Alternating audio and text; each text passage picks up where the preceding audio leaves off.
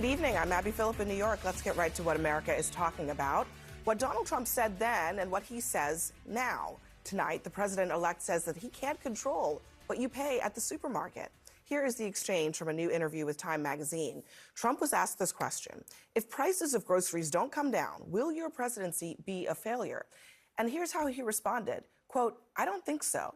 Look, they got them up. I'd like to bring them down. It's hard to bring things down once they're up. You know, it's very hard, but I think that they will." Now, that is not nearly what he said on the campaign trail about the same issue.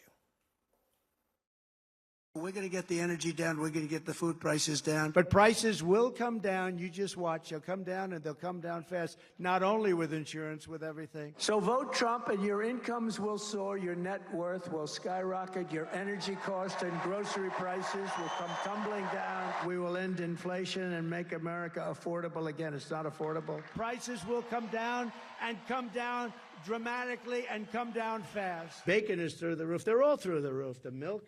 Everything is bad, and we're going to straighten it out. We're going to bring prices way down, and we'll get it done fast. Together, we will deliver low taxes, low regulations, low energy costs, low interest rates, low inflation, so that everyone can afford groceries, a car, and a home. Common sense. You can call it election hyperbole, but Catherine, what he's saying now is probably a lot closer to the truth. Yes, as many of us have been saying for months, in fact, years, you cannot get the price level down unless you have something horrible happen like a Great Depression, which is when the last time we had significant deflation. I think this was relatively obvious that it was coming, and it was bad faith throughout the entire election for Trump to claim otherwise. There was no plan. There is no plan. There is not going to be a plan to get prices down. Grocery price inflation, which is about the growth rate of prices, actually already is down a lot. It's only about 1.5%. But that's different from getting the price level down, getting prices to go back to what they were like pre-pandemic. And, he just lied throughout the campaign, and everybody who supported him and who was a surrogate for him was lying too that he was going to do this. So I'm glad he finally admitted it. Diagnose the problem, but the solutions are obviously more complicated. And, grocery prices, as Catherine was talking about, up 22% since Trump left office. That's a fact. Mm-hmm. It's bad. But he's now acknowledging that even now that he's going to be in the White House, those prices are probably not going to come down. He did not tell the American people that. And he falsely claimed that he could wave a magic wand and everything was just going to drop dramatically and people were going to be back in 2019 again. Well, one of the things he focused on heavily in the campaign was energy. I do think he can bring energy prices down. I think there's a lot of executive branch and policy that he can implement, and will also work with the Congress to take the shackles off of American energy that would bring prices down. And energy is a huge input to all kinds of things that we buy and all kinds of manufacturing that we do. So I think that's one area where he can have a dramatic impact. I just also have to say, for everybody who's going to sit out here tonight and complain about the campaign rhetoric, it was the Democrats who denied that they had anything to do with inflation for 4 years and tried to tell everybody during the election that, hey, you're imagining things. Prices aren't really high. This is all in your imagination. And the American people soundly rejected that. I wouldn't mistake why Trump won the election. There was anger at Biden and Harris for their policies that caused inflation. And of course, Trump is saying, I would like to bring prices down during the election. But the real anger in the electorate was and will remain with the administration that oversaw the huge inflation in the first place. Except that all of the things that Trump is promising now in his economic agenda will make inflation worse. Cheaper energy? First of all, worse? Oil production is at an all-time high. We are producing more oil per day in this country than any country has in history. I think energy producers would tell you the government is put a boot on their Trump's own donors in the fossil fuel industry. About that we are producing more oil now than even when Trump was in office. Well, it's more. That's a fact. It's about more than just oil production. There's all sorts of refining capacity, we're producing pipeline record capacity. high levels of natural gas. Look, we're producing I know your favorite pastime is to come out here and talk over me, but just please. I care about the facts. I care about the facts. The reality is, if you talk to anybody in the energy business, if you talk to anybody, he says things that are wrong. Well, and I interrupt him and correct him because our job is to inform our audience. I'll just wait. Hang on one second. No. no, it's fine. Go ahead. Finish No. your point. Look, I play this game every time we come out here. The legitimate answer is he's going to do stuff on energy. He's going to take regulatory shackles off of the energy producers. If you talk to anybody in the energy business who produces, refines, deals with pipelines, this administration, Democrats in Congress, have put shackles on what they can do. Then why is energy production at a record high? If you take the shackles off, the prices will go down. No, and it should help. I guess what I'm wondering is why won't you answer the point that she's making, which is that if it's so bad, why is energy production I didn't dispute it. Higher than it was under Trump? And on top of that, Trump was asked a very simple question. If you promised the American people that you'd bring prices down and then you failed to do that, is that not a problem? Is that something that the American people will judge him on? If he brings energy prices down, and if he extends the tax cuts, and he generally implements an economic climate in which incomes can rise and certain things do come down, and he tells the American people the truth about what he's doing the entire time, I think it will be okay. Again, we started with groceries. Yeah, I was going to say, there are other things at play here, too, which is real wage growth under the first Trump administration was the best we'd seen in 50 years. And so he has a track record and he knows the playbook, and he can play that again. Working families did better even than higher income families did under the first Trump administration, and they will again under the second Trump administration. So that's one. And then when you zoom out, $1 trillion worth of goods have been held up by the Houthis moving through the Red Sea and through the Suez Canal.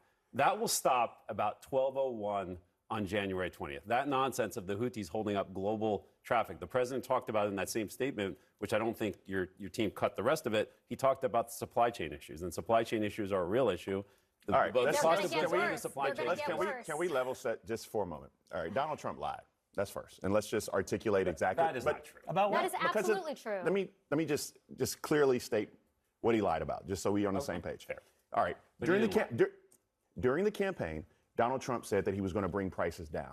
Today, he simply said, you know what? Those prices, particularly grocery prices, are not going to come down.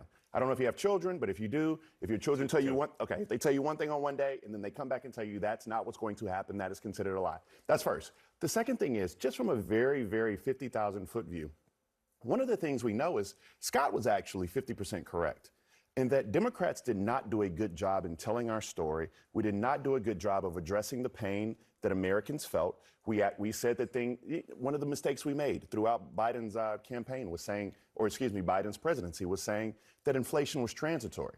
Like, those things were not accurate because there are people who were out there feeling the pain of the price of eggs, feeling the pain of the price of whiting, like my dad at Piggly Wiggly. Those things were real.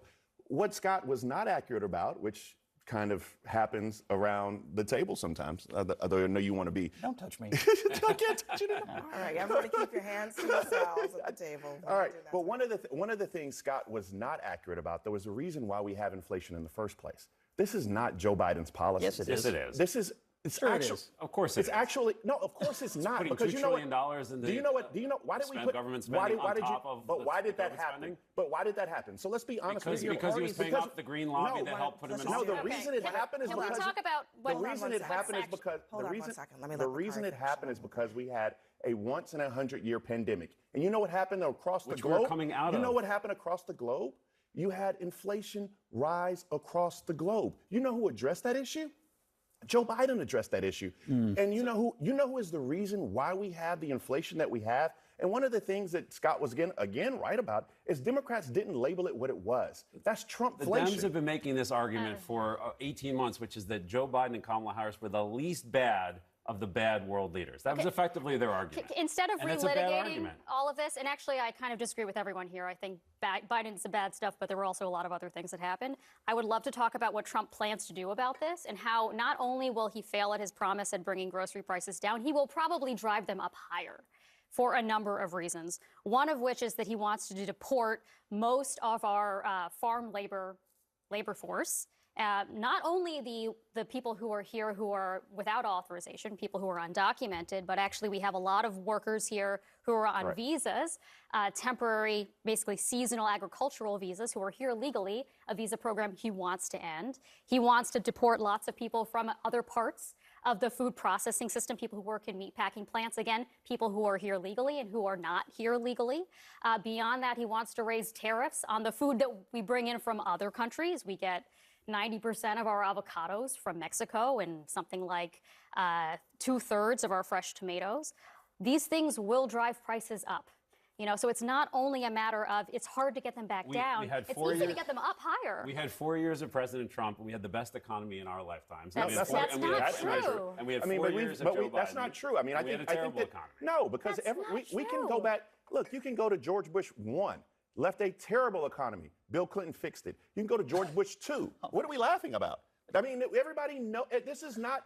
You can talk about any economic indicator, from job growth to job creation to wage growth. We're going to count the bounce back jobs. But you can. But Jeff, to budget. I'm going to once again deficit, ask you to respond directly to the facts that she put on the table, which is explain to me how a key pillar of Trump's economic policy are tariffs. Let's just start there. Explain to me how that helps average working people who are going to the grocery store and they want to know why the price of their avocados is doubling.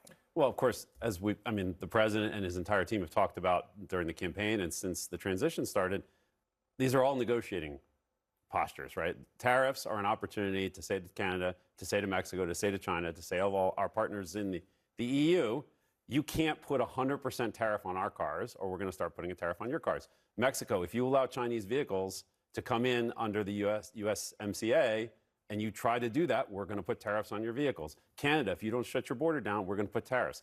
The president will sit and negotiate with all of these, as he did during his first term. There's a record here. Tariffs are going to be a way to raise money to pay for things. So it cannot be both. He's talked about across-the-board tariffs. He said that they would be used to pay for things. So there are going to be tariffs. Yes, strategically. For sure. It's not just going to be a negotiating tactic. There are going to be tariffs. What's it worth to anybody to actually get these other countries, especially Mexico, to get their attention on immigration and drugs and everything else? What's it worth? I know for you, you're not willing to pay a quarter more for an avocado to fix this. We already have the cooperation of the Mexican government, which you refuse to acknowledge. After Trump and made his threat. No, a year ago, that's not true, the though. Mexican government acknowledge the fact. I'm going to say that. Bakari, hold on one second. A year ago, the Mexican government deployed a lot more resources to their own southern border and have intercepted migrants on their way. Why are you shaking your head? This is the absolute truth. This is why. It's a mess. That's why border crossings are down 75%. They're about what they were when Trump was in office. It's a mess. I don't care if you say it's a mess. How many people came in over the last 4 years? So let me just stop here. Punishing our own consumers is not going to help Mexico cooperate. Avocado toast. It's a huge problem. Scott, I want us to address the facts that are on the table, right? Okay. So, first of all, your question is a good one. What is it to the American people to pay more to address the border issue? Why isn't Trump transparent about that? Why won't he tell the American people, you know what? We want to address the immigration issue, so deportations are going to cost you more. Tariffs are going to cost you more. Why isn't he transparent about that? Good question. I think there's a legitimate dispute about the dystopian fan fiction about, what the havoc that deportations is going to cause. I don't remember a massive spike in grocery prices during the Obama administration when they sent, 5+ million people out of the country. That's not what they're talking about with this stuff. And so I think you would agree, Scott, I think it's a lot of fear-mongering. If Trump deports what Obama deported, he would be failing by his own metric. Correct. That's not what he's saying. But the argument today is that if he does any kind of deportations, even the 1.6 million people who already have deportation orders, that it's like, oh my God, that's not the argument. The argument that I have is that, okay, if you want to deport individuals who committed a crime, I don't think you're going to have anybody who raises a hand and say you should not. People complain about it here. So just one second here, okay? So that actually is sound policy. But when you talk about people like Tom Herman saying we're going to keep families together by not only deporting those individuals who are of legal status, but those individuals who are of illegal status as well, so we can keep a family together, you're talking about deporting not just 1, 2, 3, 4, 5 million people. They're talking about deporting dozens of millions of individuals from this country. That has a drastic impact on our labor force. And if you don't acknowledge that, then your head is in the sand. And if you look at what Trump did in his first term, he did the opposite of prioritizing the criminals. I don't know why this has been sort of memory hold. If you look at his actual record, he got rid of Biden's executive order directing ICE to prioritize criminals. And as a result, Trump released more criminals, more convicted criminals into the interior of the United States because he was busy filling up his prisons, his jails, his ICE detention centers with asylum seekers. That's what we're talking about here. When you deprioritize the criminals, that means you're prioritizing everyone else. They're going to prioritize the people that have deportation orders. They didn't last time. They're going to prioritize the criminals. And I think the message is pretty clear. If you've come here and broken our laws and you're wreaking havoc on communities, you're gone. Okay, but that's not everybody. So explain to me how you get to the rest of it, because those individuals that you're talking about doesn't get you anywhere close to what Trump has said he would do in terms of deportations. Not close.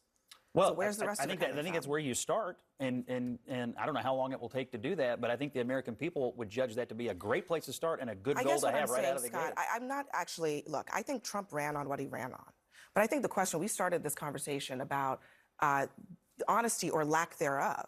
If Trump had told the American people what he told them today, that would have been honest and true. If he tells the American people, you're going to have to pay more for your avocados, you're going to have to pay more for whatever because everything you buy at Walmart. Everything you buy at Walmart, because deportations are important, and because negotiating and forcing these other countries to be right on trade is important. That would be a different conversation, but that's not what he is saying. And real wage growth. Let's not forget real wage growth. But Jeff, that is not what he is saying. He is not being But honest wages have grown with more. Americans that prices might, kept pace with inflation. because of his But policies, wages have grown prices more might go up. under Why Biden would than he they be did under honest Trump. But they still haven't kept pace with inflation. But they have have. grown more. They have. Can In the you last acknowledge, 2 years, because they he have. keeps throwing Wages are up 22%. Hold on, under hold on, Biden. Scott. Finish wages your are thought. actually up more under Joe Biden than they were under Donald Trump. Real wages, not wages as measured with inflation, right? You have to exceed inflation, otherwise you can't keep up. Wages? If wages are up 15% and inflation's up 22%. I completely understand the economics of it, but is the answer to the question yes or no? Are wages up more than they were under Donald Trump? I'm looking at real wages, which So is what are all that wages- matters to families, right? Okay. I'm not an economist. I know Catherine is. I'm not an economist. I will say on this but I'm looking at real wages. This conversation, I think The answer think was yes. Democrats are underestimating the anger about the immigration system, the anger about the border, the crisis that it is, and what Americans are willing to do to fix it. And I think there may actually be some elasticity in the American people on accepting certain short-term issues here, economic issues, if it means this can be solved. You know what? You might be right about that. But you know who I don't think agrees with you? Donald Trump. Otherwise, he would tell the American people the truth. And he hasn't done it. I actually don't think Scott is right about that, because I think that the American public literally voted because 75% of them thought their lives, particularly their pocketbooks, were better off 4 years ago than they were today. They were. This wasn't an indictment on Donald Trump. This wasn't an indictment on Kamala Harris. This was simply saying that our economic situation was better then than it is now, and their memory hole may be the best word. She was in office. So wasn't it an indictment of Harris and their policies? We can talk about campaign tactics and strategies. People compared two presidencies, they picked one they liked better. We got to go. Or maybe they forgot. We got much more ahead. Everyone stick around.